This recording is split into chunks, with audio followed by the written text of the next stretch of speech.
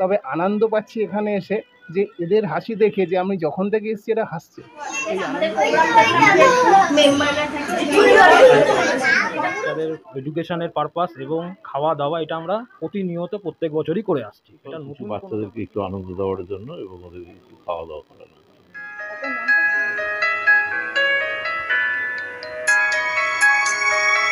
আমাদের বাচ্চাদের হাসি ফোটানোর কাজ এবং বৃদ্ধ মানুষদের সেবা করাই আমাদের মূল উৎস। করেছি একটু স্কুলিং টাইমের মতো, ওরা এখানে আসে, ওদেরকে ফ্রি অফ কস্টে আমরা পড়াশোনা করাই। যাদের স্টাডি আমরা পড়াই, অনেক ভালো পড়াই,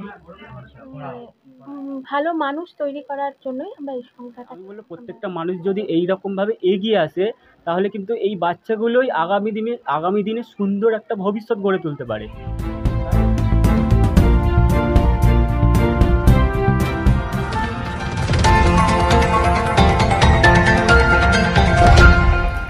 দরিদ্র শিশুদের মানুষের মতো মানুষ গড়ে তোলার লক্ষ্যে এগিয়ে এসেছে সোনারপুর আপনজন চ্যারিটেবল ট্রাস্ট নামাঙ্কিত একটি স্বেচ্ছাসেবী সংস্থা।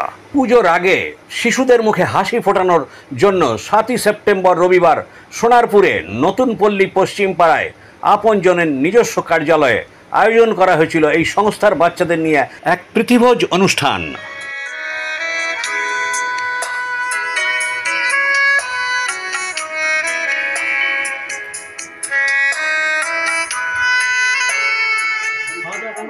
ভালো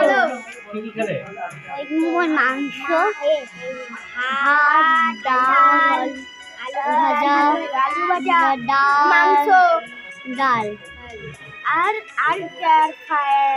চাটনি, পাঁপড়, মিষ্টি। দীপশিখা হালদার। এখানে অনেক আয়োজন হয়, মানে আমরা পড়াই, অনেক ভালো পড়াই। অপরূপা চক্রবর্তী।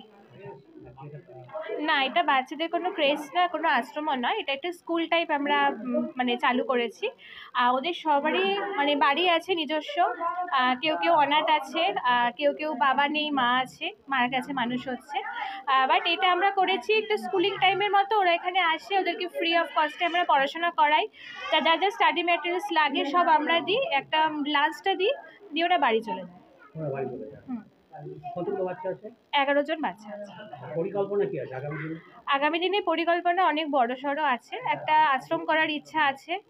এরকমই আশ্রম যারা একদম অনাথ, বাবা মা নেই, তাদেরকে যাতে আমরা আশ্রয়টা দিতে পারি। আর একটা ইচ্ছা আছে যারা ধরুন বয়স্ক বাবা মাকে রাস্তায় ফেলে দিয়ে চলে যাচ্ছে, সেসব বয়স্ক বাবা মাকে যদি আমরা একটা আশ্রয় মানে ব্যবস্থা করতে পারি, এটা অনেক দূরের পরিকল্পনা, তবুও আশেপাশে যারা গরিব মানুষ আছে, আমরা বলতে পারি গরিব মানুষের পাশে সাহায্যের হাতটা আমরা বাড়িয়ে দিতে চাই। যার যেরকম।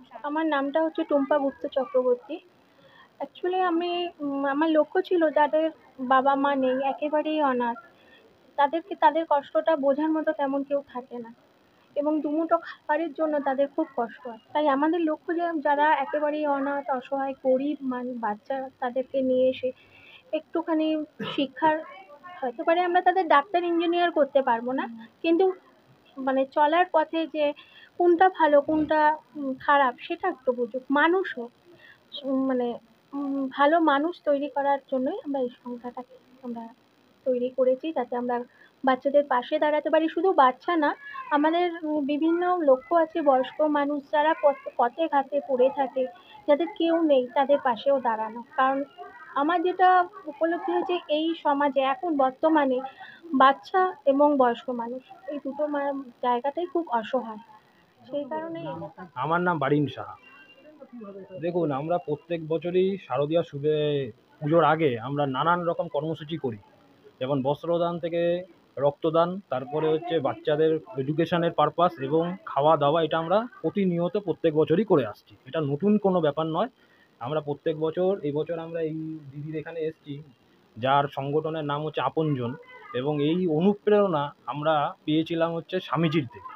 স্বামীজির একটা কথা আছে, জীবজ্ঞানে শিবজ্ঞানে জীবপ্রেম, ঠিক আছে? আমরা সবসময় এই পরিকল্পনা রাখি যে জীব সেবা হচ্ছে আমাদের কাছে আর শিব সেবা সমান।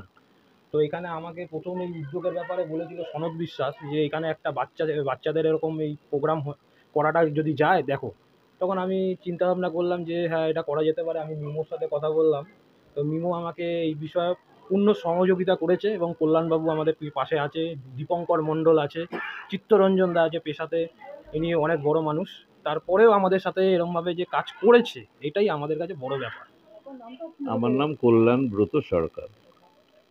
আচ্ছা, আমাদের বাঙালিদের জন্য তো দুর্গাপুজো একটা বিরাট উৎসব এবং সবাই খুব আনন্দ করে, কিন্তু সবাই হয়তো সেরকম সৌভাগ্য করে জন্মায়নি যারা সেইভাবে সব কিছু নতুন জামা কাপড় পেয়ে বা ভালো খাওয়া দাওয়া খেয়ে আনন্দ করতে পারবে। তো যাই হোক, এরকম কিছু বাচ্চা, বিশেষ করে বাচ্চারা যারা এটা পায় না, তাদের ঠিক মতন পায় না, তাদের জন্য একটু বাচ্চাদেরকে একটু আনন্দ দেওয়ার জন্য এবং ওদেরকে একটু খাওয়া দাওয়া করানো। নমস্কার, আমার নাম দীপঙ্কর মণ্ডল। খুব ভালো লাগছে এখানে এসে। আর সবথেকে বড় কথা, এই অনুষ্ঠানটা হবে এটা পরিকল্পনা অনেক আগে থেকেই আমাদের হয়ে আছে। এটাকে সাকসেস করা দরকার।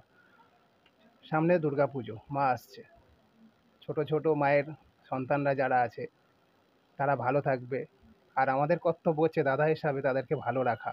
কারণ সব ভাইয়েরা সব আনন্দ করতে পারে না, সব বোনেরা পারে না। তাদের পাশে থাকা, তাদের সঙ্গে থাকা, তাদেরকে সাথে এগিয়ে নিয়ে যাওয়াই হচ্ছে আমাদের কাজ।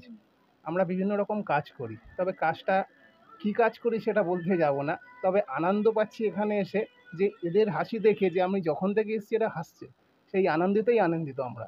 আর এটা আমরা